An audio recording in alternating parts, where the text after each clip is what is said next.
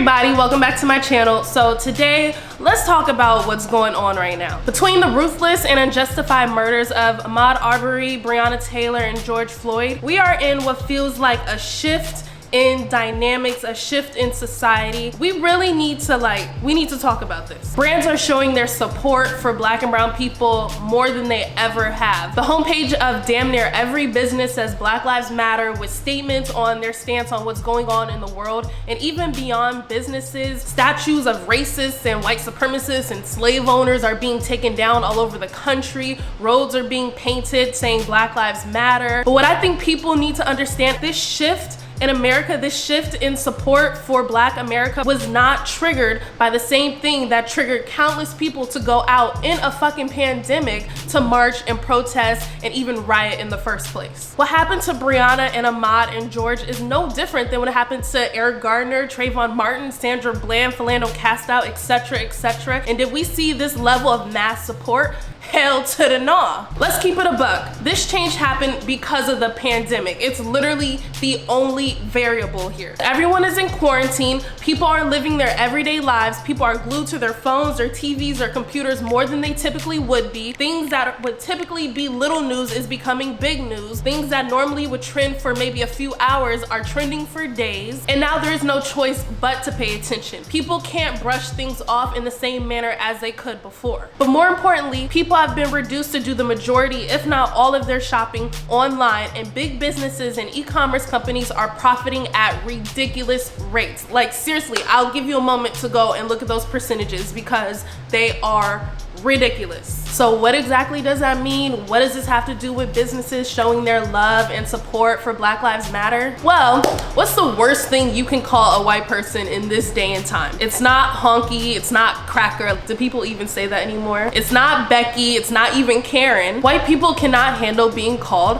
racist. It's literally like their equivalent to Black people being called the N-word. Like I don't know. And brands are the same way. In this day and time, brands cannot handle being labeled as racist, homophobic, sexist, all of that. And they try very half-assed most of the time to be very inclusive and ethical and blah, blah, blah, blah, blah. And really, we have cancel culture to thank for that, but that's a whole other topic in itself. The last thing brands want to do right now is alienate or not show support for something that everyone is talking about, not just Black people. At the end of the day, the most important thing is that almighty dollar. And during a pandemic, when the fate of their business is literally at the hands of the universe and the consumers, you for damn sure they're gonna cater to the consumer. So what does this mean for us exactly? These businesses are showing their support, and I still put quotes around support because some of them are doing a lot more than others and some are just using us as branding. We can talk about whether or not these brands are genuine at another time. We could sit here in circles and having little roundtable discussions about whether or not a business is genuine with their support or not, or we could hold them accountable. We can make them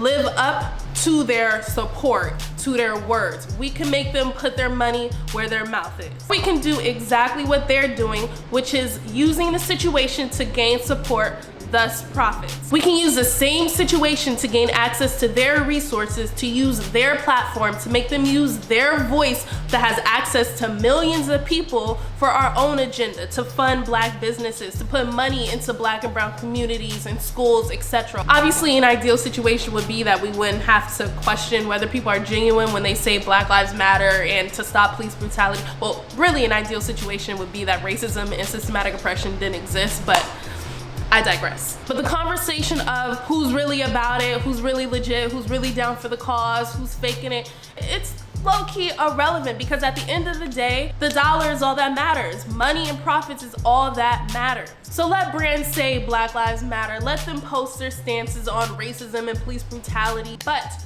do not, and I emphasize, do not let them pacify us. Do not let them use this as an excuse to do a whole bunch of other bullshit. Do not let them think that this is enough. Do not let them think that when we ask for this and they give us some other social media bullshit that it's enough. We need to use this guilt, support, to hold these companies and brands accountable. If y'all want to be down with the movement, we're about to make sure y'all down with the movement financially. We don't give a fuck at this point if y'all are genuine or not. Now we're about that paper. Like, that's really where it's at. That's what power means in this country. That's what it takes to build our shit up, so that's what we're coming for. If a brand is publicly claiming to care, push them to donate to foundations that are fighting against police brutality and injustices within the penal system and immigration, and create scholarships for Black and brown kids, and to donate to arts programs and all of that. Call them out for their lack of diversity within their staff and in their boardrooms. Tell them that if they really cared, they would fund or sponsor youth programs in predominantly Black and brown communities. Tell them to stop funding private prisons and prison labor and labor in third world countries. And a lot of us are low-key giving into this social media bullshit. We're doing the whole putting up black boxes to show their lack of,